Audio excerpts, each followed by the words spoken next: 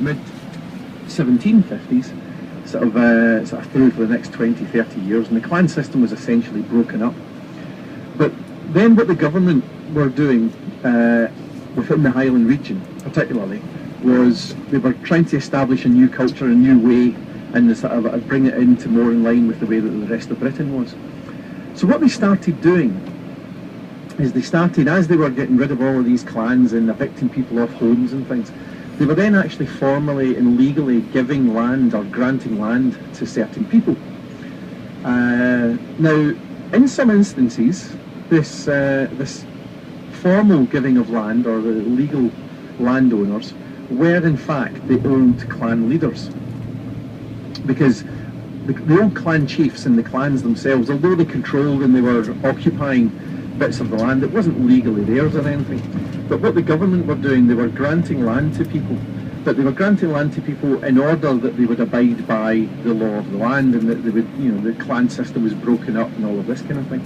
So in actual fact, quite a few of the landowners by the end of the 1700s were the same clan leaders, or you know, the same line of clan leaders that started the 1700s, but they were just culturally very, very different. So they're now landowners.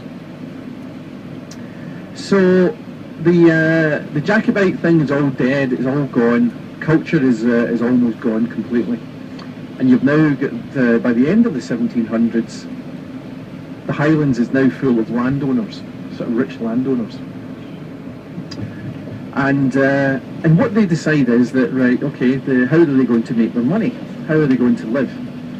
And they discover, or they sort of transpires that the best way to make money in the Highlands, it's not by farming because the soil's not good enough. The best way to do it is by livestock. And the best and most efficient way to make money from livestock is sheep.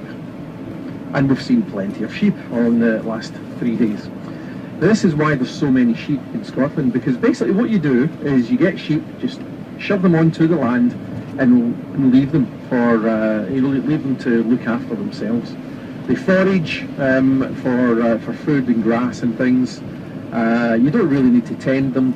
All you need to do is make sure that none of them disappear. So you get sort of fencing round about them. You put colours on them to distinguish whose sheep are who, and then you just leave them. And once a year you can clip them, get their the wool off them, and then at various points in the year you can send some to the slaughterhouse for meat and things like that.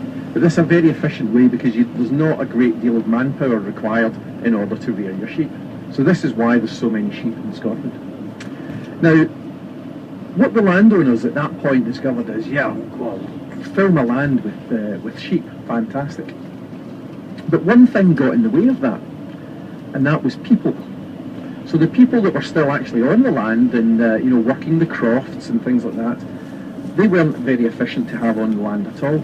So they then started a process by the legal landowners, not the government this time, just the landowners, of evicting people from their homes. So, the landowner, the local landowner here, for instance, and would then say that I'm going to put a whole load of sheep on here. Do you know what? These crofts are getting in the way. These people are getting in the way. I'm going to evict them, and they would just be removed from their home. That's it. Not even alternative homes or given or anything. Just get out of my land, get off my land, get out of my house.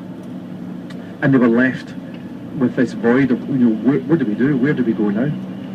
And this happened all over the Highlands, and it was a horrible process. It's called the Highland Clearances. Now, at the start of the 1800s, there was around about 1.5 million people that lived in the Highlands. By the end of the 1800s, there was 250,000. So just over 1.2 million people were displaced during that time. During the 1800s, or for about 80 years of the 1800s, and people were just removed from their home and go and fend for yourself. So a lot of people went down into the cities of Glasgow and Edinburgh, but many, many, many more people emigrated over to the New Worlds, over in America and Canada, Australia and New Zealand. And this is also one of the reasons why we find so many Scots descendants all over the world as well, is that this Highland Clearances, as I say, sort of cleared about 1.2 million people during that time. Huge amount of sort of people movement across the earth. Now, the women of Braes come into the story round about the 1880s, so about 80 years into this process of the Highland clearances, and the women of Braes are there. Now, all the men are actually away fighting in the British Army now, in the Highland regiments like the Black Watch and the King's Own Highlanders and various different Highland regiments, Scottish regiments in the army. So most of the men are away fighting, Boer War and things like that. And the local landowner, as the other landowners have been doing for 70 or 80 years, he goes to Braes and he thinks, right, I'm going to clear the land here to make way for sheep. So he starts evicting the women. But they don't put up with it.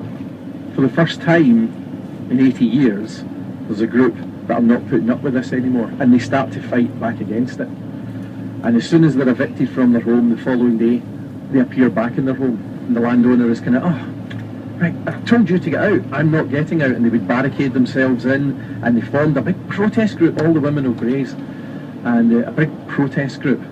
So the landowner got the local police involved, and the police came and said, come on, you need to get out of the land, you need to move out of your house. They barricaded themselves in, they started getting support from people all round about. They then had to up the ante a bit, and there was about 50 or 60 police were transported up from Glasgow in order to carry out these evictions. And the women were more and more determined. The more that this was going on, the more and more determined. And it's now called, referred to as the Battle of Braes. Now, it wasn't a battle as such that we understand in Scottish terms, but this was the women, and they had formed a big chain link, arm in arm with each other, and they just would not move. They refused to move. Now, word of this started to spread around the Highlands, that the women of Braes are putting up a fight, putting up a protest here. So other people that were in the process of being evicted, they started to take some heart from this, and they started fighting back against and stopping it. And the police forces all across the Highlands were inundated with all of these problems that were beginning to happen.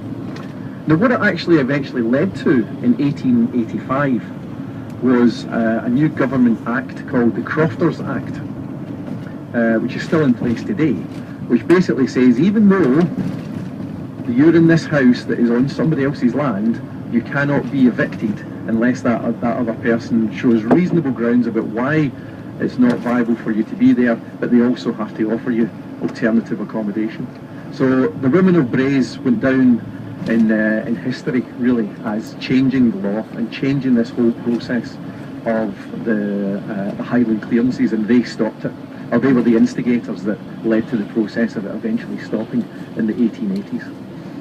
So well done to the women of Braes. It always comes back to the women, actually, doesn't it? That's where the real strength of humans are. It always comes back to women.